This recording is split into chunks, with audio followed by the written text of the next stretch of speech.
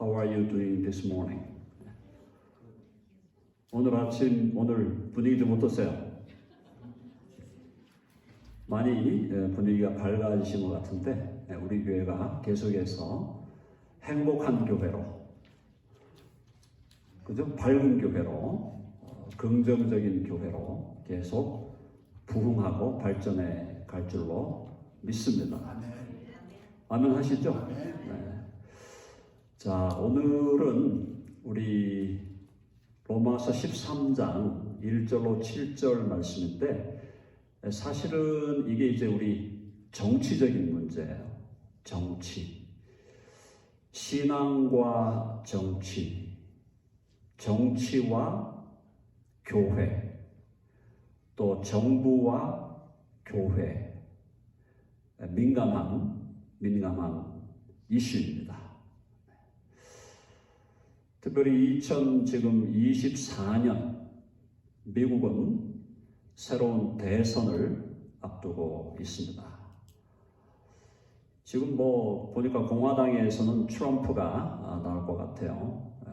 니키 헤일리 주지사가 추격을 하는 것 같았는데 막판에 힘이 약해진 것 같고,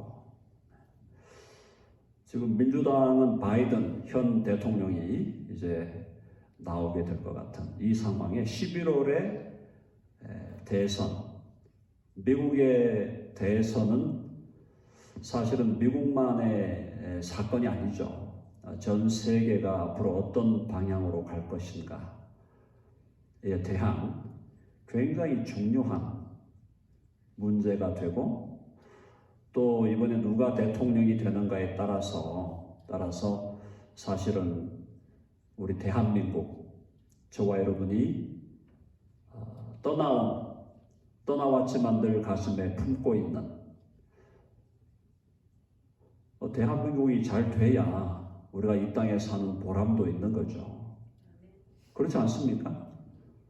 대한민국이 잘 안 되고 있는데 여기서 잘 나가봤자 뭔 소용이 있습니까? 자, 그러면 대한민국도 잘 돼야 되는데 지금 미국의 이 2024년의 이 대선이 물론 이것만 중요하다 이렇게 말할 수 없지만 매우 중요한 사안이다. 자, 이런 구체적인 사건의 측면에서 보는 것도 필요하지만 성경에서 어떻게 이 politics, 정치에 대해서, 정부에 대해서, 그죠? 어떻게 우리 그리스도인들이 어떤 자세를 취해야 될 것인가? 가장 지금 그 근본 원리를 우리에게 알려주는 이 본문이 바로 13장 1절로 7절까지의 본문입니다. 그래서 이 본문 우리가 읽어보면 하나님께서 우리 그리스도인들, 우리는 예수 그리스도를 우리의 왕으로 모시고 있습니다. 아멘이죠? 트럼프가 되든 바이든이 되든 그분들이 우리의 왕이 아니에요. 트럼프가 제 왕입니까? 바이든이 저의 왕이에요? No way. 저의 왕이시고 저의 주님은 우리 주 예수 그리스도, 그분의 아버지신 하나님, 삼일체 하나님만이 저의 주인이시고 저의 왕이시다. 자, 그러나 그렇다고 해서 우리가 지금 이 미국의 대통령, 새로 이제 지금도 현 통령이 있고 앞으로 미래 미통령이 있겠는데 그 정부에 대해서 또 대통령 행정부만 있는 게 아니고 입법부 컨그레스도 있고, 그죠? 그다음에 사법부도 있는 이 정권에 대해서 우리 그리스도인들은 어떤 태도를 취해야 되는가? 이 부분에 대해서 오늘 본문 통해서 한번 살펴보도록 그렇게 하겠습니다. 이게 왜냐하면 또 우리들에게도 구체적으로 중요한 이 적용점이 있거든요. 자, 13장 1절에 보면 원칙이 나와요. 1절에 뭐라고 나와 있냐면은 각 사람은 위에 있는 권세들에게 복종하라. 위에 있는 권세들에게 복종하라. 권세는 하나님으로부터 나지 않음이 없나니 모든 권세는 다 하나님께서 정하신 바라. 간단한 원리죠? 모든 권세, 특별히 이제 13장 1절에서의 권세라는 것은 정치적인 권세를 얘기하는 겁니다. 정권을 얘기하는 거예요. 자, 그럼 정권은 어디로부터 오는 거냐? 자, 우리가 그죠? 우리가 민주적인 투표를 해가지고 투표하고 뭐 이렇게 해서 하지만 최종적으로 그 정권을 또 한 나라의 일국의 대통령을 정하는 그 권세는 누구로부터 오는 것이냐? 하나님으로부터 온다. 아멘. 모든 권세가 특별히 가장 이 지상에서 가장 강력한 권세 중에 하나인 정치적 권세가 하나님으로부터 온다. 자, 그걸 우리가 인정하면 기본 자세가 뭐다? 각 사람은 위에 있는 권세들에게 복종하라. 그래서 우리는 특별히 우리가 이제 미국에 살고 있으니까 미국의 대통령, 또 뭐 국회를 이끌어가는 국회의장, 또 대통령 옆에서 역할하고 있는 캐비넷들, 그죠? 뭐 각 장관들, 또 사법부의 또 대법원의 뭐 수장들, 이런 사람들에 대해서 우리가 그분들을 존경하고 또 그분들의 권위를 우리는 하나님께로부터 온 것임을 알고 우리가 존중하고 복종하는 것이 1차적인 원칙이라는 거예요. 모든 권세는 다 하나님께서 정하신 것이다. 하나님이 세우지 아니하면은 누구도 어떤 나라의 정권을 잡을 수가 없다라는 것이에요. 그러므로 우리는 1차적으로 복종해라. 한번 해보세요. 1차적으로 복종하라. 아멘 하시죠? 네, 그게 원리예요. 2절에 보면은 그러므로 권세를 거스르는 자는 하나님의 명을 거스르미니 거스르는 자들은 심판을 자취하리라. 합법적인 방법에 의해서 어떤 사람이 대통령이 돼가지고 정권을 잡았다. 공화당이 잡든 민주당이 잡든 정권을 잡았다면 그들에 대해서 권세에 대해서 거스른다. 권세에 대해서 반역한다. 이 말이거든요. 그러면 뭐냐? 그게 하나님의 명을 거스르는 것이다. 굉장히 강한 말씀을 하고 있는 거죠. 굉장히 강한 말씀이에요. 그러니까 정권에 대해서 내가 거스른다는 이제 반역하는 건데, 뭐 내란을 꾸민다거나 하여튼 이 국가에 대해서 지금 제대로 하지 않는 것은 하나님의 명을 어기는 거예요. 하나님의 명을 거스르미니 거스르는 자들은 심판을 자취하리라. 하나님께서 심판하신다. 국가도 심판하지만 국가에 국법이 있으니까 국법으로 사람을 얼마든지 국가에 대해서 반역하면 국법으로 다스리는 거죠. 근데 하나님도 그것에 대해서는 가만히 있지 않으신다. 굉장히 지금 엄한 원칙을 우리들에게 보여주고 있습니다. 자, 그래서 그럼 이 정권이 뭘 하는 거냐? 정권이 해야 될 일이 있다는 거예요. 정권이 해야 될 일이 뭐냐면은 그 3절에 나오죠. 3절 같이 한번 읽어볼까요? 3절 다 같이 시작. 다스리는 자들은 선한 일에 대하여 두려움이 되지 않고 악한 일에 대하여 되나니 네가 권세를 두려워하지 아니하려느냐? 선을 행하라. 그리하면 그에게 칭찬을 받으리라. 네. 간단한 거. 정권이 하는 일은 뭐냐면 시민들이 선을 행하면 선을 행하는 것에 대해서 상을 주는 거예요.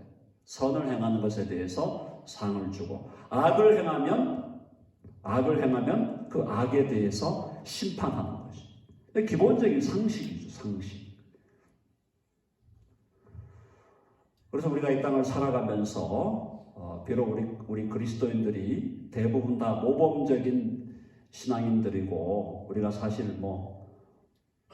이 세상에 국법 없이도 살 수 있는 그런 사람들이지만은 때때로 우리가 또 법에 저촉되는 삶을 살잖아. 예를 들어서 가장 비근한, 가장 자주 일어나는 일이 젊을 때 좀 스피드를 한다든가 이렇게 하면 이제 스피드 티켓을 뗀다든가 이런 것들이 사실은 작은 일이지만 사실 그게 정해놓은 스피드 리밋을 안 지키니까 그러니까 국가에서 이렇게 그죠 벌금을 매기거나 어떤 경우는 또 코트로 불러가지고 또 이렇게 재판도 하고 하는 결국 기본적인 상식이 뭐냐 국가가 해야 되는 일은 선한 일에 대해서 포상 선한 일에 대해서 칭찬하고 상을 주고 악한 일에 대해서는 법으로 다스리고 또 심판하고 하는, 그걸 지금 정권이 해야 된다는 얘기.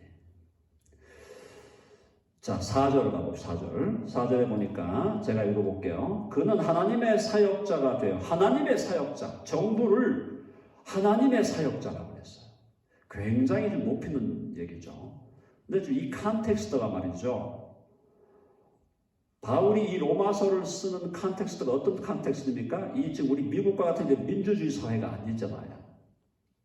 그때 1세기에 지금 바울이 이 로마서를 쓰고 있을 때 어떤 상황이에요? 로마 제국이에요. 엠파이어. 로마 제국에서 황제가 다스리는 그런 나라였다. 그런 시스템인데도 바울은 하나님께 받은 이 계시를 따라서 심지어 로마 황제, 지금 바울이 이 로마서를 쓰고 있는 상태의 황제가 썩 뭐 괜찮은 황제가 아니잖아요. 우리가 알다시피 네로 같은 황제인데, 어쨌든 그럼에도 불구하고 이들이 기본적인 틀에서 정부는 하나님의 사역자가 되어 내게 선을 베푸는 자니라. 그러나 네가 악을 행하거든 두려워하라. 그가 공연히 칼을 가지지 아니하였으니 곧 하나님의 사역자가 되어 악을 행하는 자에게 진노하심을 따라 보응하는 자니라.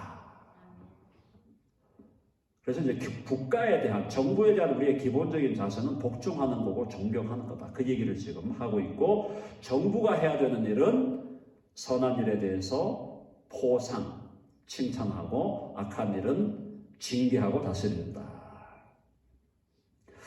자, 그러면서 5절 같이 읽어보겠습니다. 5절 다 같이 시작. 그러므로 복종하지 아니할 수 없으니 진노 때문에 할 것이 아니라 양심을 따라 할 것이라. 이게 두 말이 무슨 말인가 하면, 진노 때문에 한다는 것은 국가가 갖고 있는 공권력, 국가에게 칼을 줬다는 칼. 그죠? 칼을 줬다는, 여기 지금 보니까 그가 공연히 칼을 가지지 아니했다. 공권력이 있다는 거죠. 밀리터리, 그죠? 군사력도 있고 공권력도 있고 경찰력도 있고, 정부가 갖고 있는 이 공적인 권력이 상당히 강하잖아요. 자, 그걸 주셨는데, 자, 우리가 국가에 대해서 반역하면은 우리에게 심판을 하고, 국가는 그 심판을 할 수 있는 권한을 가졌기 때문에 국가가 우리에게 보응할 수 있는 그 국가의 권력에 대한 두려움 때문에도 우리는 국가에 대해서, 정부에 대해서 복종해야 되지만, 그 다음에 5절 마지막에 보니까 양심을 따라한다. 양심을 따라한다는 것은 하나님 앞에서 하나님이 세우신 권력에 대해서 순복하고 복종하라. 하나님 앞에 내 양심을 따라 행한다라는 겁니다. 자, 그럼 이렇게만 들으면, 자, 1절부터 5절까지 말씀을 들으면 이거 너무 정부를 높이고 정부 앞에서 우리 그리스도인들, 시민들이 그냥 정부의 권세에 완전히 굴복해가지고 살아가라는 거 아니냐, 좀 너무 심한 거 아니냐, 이런 식의 우리 생각이 들어올 수 있는데, 여기서 우리가 꼭 기억해야 게 뭐냐면, 지금 13장 1절에서 5절까지 이 내용의 기본적인 전제가 기본적으로 정부가 제대로 일을 한다라는 걸 전제하는 겁니다. 그러니까 정부가 상식적으로, 합리적으로, 우리가 보기에 상식적으로, 합리적으로 괜찮다. 조금 야하게 말씀드려서 정부가 미친 짓을 하고 있는 건 아니다. 정부가 그래도 상식적으로, 그래도 우리가 볼 때 어느 정도 인정할 수 있는, 국법으로 볼 때도 정부가 어느 정도, 혹은 상식적인 도덕법의 입장에서 봐도 정부가 그런대로 일을 잘한다라는 걸 전제했을 때, 우리는 그 정부에 대해서 하나님이 세우신 그것을 권력으로 생각하고 우리가 거기에 대해서 순복해야 된다는 거예요. 근데 만일 정부가 나타나가지고 권력을 쥐었어요. 주일날 크리스천들 교회 가지 마. 크리스천들 교회 가는 사람 다 가둘 거야. 이런 법을 정한다든가, 크리스천들이 주일날 모여서 예배드리는 거 금지하고, 주일날만 예배드리는 거 금지하는 게 아니라 수요일날 모여? No way, 너 못 모여. 모이지 마.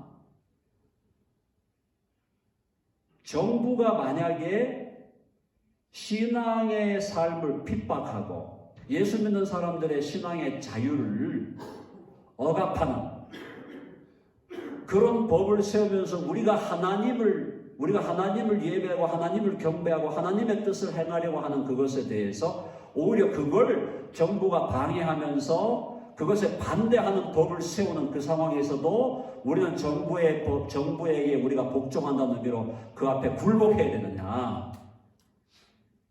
답은 뭐겠습니까? 굴복해야 됩니까? 안 해야 됩니까? 당연히 굴복하면 안 되죠. 정부 되게 한 게 누구신데? 하나님. 하나님이 정부를 세웠고 정부가 정부 되게 한 게 하나님인데, 이 정부가 기본적으로 상식적으로 합리적으로 어느 정도의 일을 제대로 하고 있다는 전제라면 기본적으로 우리는 복종해야 돼요. 근데 이 정부가 만약에 예배를 못 드리게 한다던가, 예민한 얘기입니다만, 트랜스젠더리즘, 아이들의 성별을 바꾸는 일을 법으로 정해가지고 그걸 강요한다던가, 만약에 그런 식으로 지금 이 정부가 하나님이 세우신 하나님의 법에 대해서 반항하고 대항하는 그런 법을 세운다고 한다면 크리스천들이 거기에 대해서 복종하고 있어야 되느냐? 아니라는 거예요. 우리 그리스도인들에게는 만일 정부가 하나님을 대항하는 그런 정말 적그리스도적인 하나님에 대해서 반대하는, 우리의 신앙의 자유를 억압하고 우리가 예수님 믿는 것에 대해서 금지하고 예배를 금지하고 예배당의 모든 걸 금지하고 심지어 윤리적으로 도덕적으로 도저히 받아들일 수 없는 일을 정부가 법률을 정해가지고 우리에게 강요해 들어올 때, 예를 들어서 우리 대한민국의 역사 속에 일제시대 때 가장 대표적인 예가 뭡니까? 신사참배 들어보셨죠? 신사참배 들어보신 분. 신사참배라는 게 국가가 정해가지고 교회 다니는 목사님부터 시작해서 목사님, 장로님 모든 사람들이 거기 와가지고 일본 신 앞에 절하는 거란 말이에요. 자, 그런 일이 벌어질 때는 우리는 저항을 해야 한다는 것. 우리에게 저항의 자유가 있고, 우리에게 저항의 권리가 있고, 우리에게 저항의 책임이 있다. 아멘 하시죠? 그런데 문제는 뭡니까? 저항하라 그러니까 그럼 우리 같이 총 쏠까요? 총 들고 무기 들고 가가지고 막 탕탕탕 쏘면서 가가지고 막 그거야, 그죠? 백악관에 가가지고 막 그냥 총 쏘고 이렇게 해야 되냐? 그건 아니지. 자, 그럼 우리가 저항한다. 우리 그리스도인들이 국가가 하나님에 대해서 반역하고 하나님의 나라에 대해서 하나님을 욕하고 우리 신앙의 자유를 억압하고 펄시큐 핍박하고 막 이런 일을 하는 데 대해서 우리 그리스도인들은 저항해야 될 책임이 있고 저항해야 될 자유가 있고 저항해야 될 권한이 있다 라고 했을 때 그 저항은 어떻게 해야 되느냐? 비폭력이 된다는 거예요. Non-violent, 비폭력.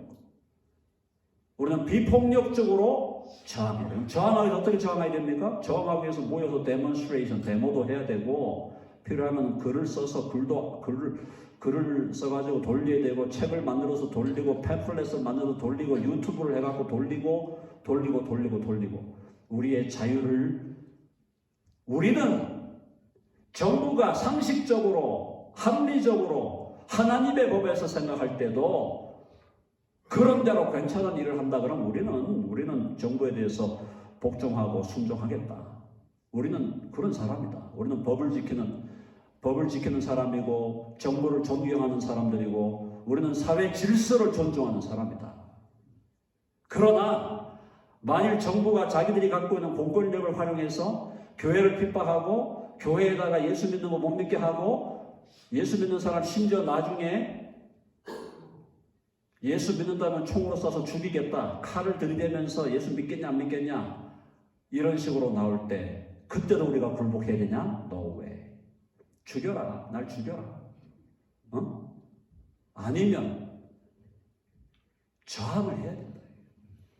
그 저항은 비폭력적인 저항이어야 된다. 사랑하는, 왜 그렇게 해야 될까요? 우리의 왕이 누구시니까? 우리 왕이 누구세요? 우리의 왕은 하나님이에요. 하나님이 우리의 왕이고 예수 그리스도가 우리의 왕이기 때문에 만일 어떤 세력이라도 하나님을 예배하는 것을 금지한다든가 하나님이 예배하는 것을 억압한다든가 또 하나님이 분명히 소중하게 여기는 하나님이 세우신 놀라운 그 법들이 있는데 그 법들에 대해서 정말 노골적으로 그 법을 반하는 그런 법을 세워가지고 그것을 우리에게 강요하던가 할 때 우리는 비폭력적인 저항을 해야 된다라는 겁니다. 자, 그래서 오늘 6절로 7절 요즘에 세금 시즌입니다. 네, 세금 시즌이어가지고 우리 윤창기 목사님하고 에이미 사모님 많이 바쁘신 걸로 알고 있는데 세금 제대로 내라 이렇게 나와 있죠. 6절 읽어보고 6절 시작. 너희가 조세를 바치는 것도 이로 말미암으리라. 그들이 하나님의 일꾼이 되어 바로 이 일에 항상 힘쓰니라. 하나님의 일꾼이 되어 비교적 상대적으로 상식적으로 합리적으로 괜찮은 일을 정부가 한다면 당연히 우리는 그 정부에 우리가 바쳐야 할 텍스 세금을 내야 된다는 거예요. 7절 보니까 모든 자에게 줄 것을 주되 조세를 받을 자에게 조세를 바치고 관세를 받을 자에게 관세를 바치고 두려워할 자를 두려워하며 존경할 자를 존경하라. 아멘 하시죠? 기본 자세가 우리가 존경하고 두려워하고 순종하고 순복하고 굴복해야 됩니다. 그러나 다시 말씀드립니다. 대한민국의 지금 대통령이 윤석열인데 앞으로 누가 또 대통령이 될지 모르지만 또 여기 현재 바이든 대통령이 앞으로 또 누가 될지 모르지만 여기 대통령은 하나님 앞에서 상대적으로 일을 잘할 때 내가 순복하는 거예요. 하나님에 대해서 하나님을 만왕의 왕이요 만주의 주이신 하나님에 대해서 네가 반역한다? 나는 저항이다. 비폭력 여러 가지 방법을 할 수 있겠죠. 물론 뭐 투표할 때도 반대할 투표를 던질 수도 있고 또 적극적으로 방송에 또 글을 쓰고 언론을 통해서 여러 가지 방식을 통해서 우리가 저항하지만 그러나 폭력을 사용해서는 안 된다. 검을 쓰는 자는 검으로 망하리라. 예수님이 잡혀가는 날 예수님이 잡혀가니까 와서 몽둥이를 들고 와가지고 예수님 잡아가니까 베드로가 또 얼마나 열심히 해요. 얼마나 또 강력한 베드로가 칼을 빼가지고 말고의 그 귀를 잘랐잖아요. 예수님이 귀를 다시 붙여주시면서 야, 칼 집어넣어. 검을 쓰는 자는 검으로 망하리라. 내가 지금 천국에 12영이나 더 되는 하늘에 12영이나 더 되는 천사들을 동원해서 이 사람들을 정리할 수 없는 줄 아느냐? 다 정리할 수 있다. 그래도 하나님의 뜻을 따라 내 길을 가야 된다. 사랑하는 여러분, 오늘 이 본문은 정치적인 의미의 우리가 정치적인 신학, 정치 신학에 대해서 political theology, 정치적인 신학에 대해서 우리들에게 좋은 원리를 제공하지만 이 본문이 우리에게 얘기하고 싶어하는 가장 근본적인 메시지는 예수 그리스도가 우리의 진정한 왕이시다. 아멘? 한번 해보세요. 예수님이 나의 왕이시다. 아멘 하시죠? 만왕의 왕이요 만주로 오신 하나님의 아들 예수 그리스도, 그리고 더 포괄적으로 이야기하면 삼위일체 하나님만이 우리의 모든 걸 들여서 복종하고 헌신하고 순종해야 할 왕 중의 왕이요 임금 중의 임금이시다. 그러면서도 우리는 질서를 유지하고 법을 잘 지키고 또 상식적이고 합리적인 의미에서 이 사회가 잘 굴러가도록 우리 그리스도인들이 애쓰고 노력하고, 그 다음에 나중에 우리 디모데 전후서에 가면은 뭐라 그랬어요? 위정자를 위해 기도하라 그랬죠? 위정자를 위해 기도하라. 무슨 뜻입니까? 이 나라를 다스리는 사람들을 위해서 우리는 기도해야 된다. 나라를 위해서, 특별히 나라를 지금 행정부, 사법부, 입법부를 지금 주장하고 있는 이 정치적인 지도자들을 위해서 우리는 그들이 다른 무엇보다도 하나님을 두려워하고 그들보다 더 무한히 위에 계시고 높이 계신 우주의 왕이신 그 하나님을 두려워하고 하나님 앞에서 자기 자신의 자리를 지키면서 겸손하게 그들의 일을 또 신실하게 그들의 일을 감당할 수 있도록 정부를 위해서도 기도하고 위정자들을 위해서 우리가 기도해야 된다. 그래서 기도와 순복, 복종하라. 기도와 복종이 기본 자세지만 그러나 우리가 이 문제를 물론 디테일하게 들어가면 여러 가지 얘기들이 많이 나올 수 있지만 오늘 원리적인 부분 말씀드립니다. 원리적인 부분은 하나님의 인격과 하나님의 법을 모독하고 모욕하는 방식으로 정부가 우리에게 그걸 요구할 때는 나는 순복하지 않겠다. 나는 저항하겠다. 그러나 비폭력적인 저항의 방법을 택하겠다. 그게 우리 그리스도인들이 가야 될 길이다. 요한계시록에 보면은 나중에 이 세계를 지배하는 적그리스도가 등장해서 결국 그 세력이 자기들의 우상을 만들어 놓고 그 우상에게 경배하고 하나님에 대한 예배와 경배를 다 금지하는 시절이 올 것이라고 말씀하고 있죠. 자, 그때 우리도 끝까지 우리의 믿음을 지키고 끝까지 주님 앞에서 우리의 믿음을 지키기 위해서 우리는 오늘 하루하루를 주님 앞에서 바른 선택을 하고 이것이 하나님의 법에 맞는가 맞지 않는가를 잘 분별하면서 나의 왕은 오직 하나님, 오직 예수 그리스도, 그런 진리 위에 우리 자신을 세워가는 우리 드림교가 될 수 있기를 간절히 바랍니다. 아멘. 네, 기도하겠습니다. 하나님 아버지, 오늘 사도 바울의 교훈을 통해서 우리를 이 땅에서 다스리는 정권과 정부에 대해서 우리가 어떤 태도를 취해야 되는지 말씀을 통해 살폈습니다. 무엇보다도 아버지 하나님, 우리의 왕이시여, 우리의 임금이시여, 우리의 주님이 바로 하나님 아버지 그리고 우리 주 예수 그리스도 뿐임을 우리를 다시 한번 기억하고 다시 한번 고백하는 이 시간 되게 하여 주시고, 정부가 우리에게 하나님을 대적하라고, 하나님을 반역하라고, 하나님께 드려야 할 예배를 드리지 못하게 하는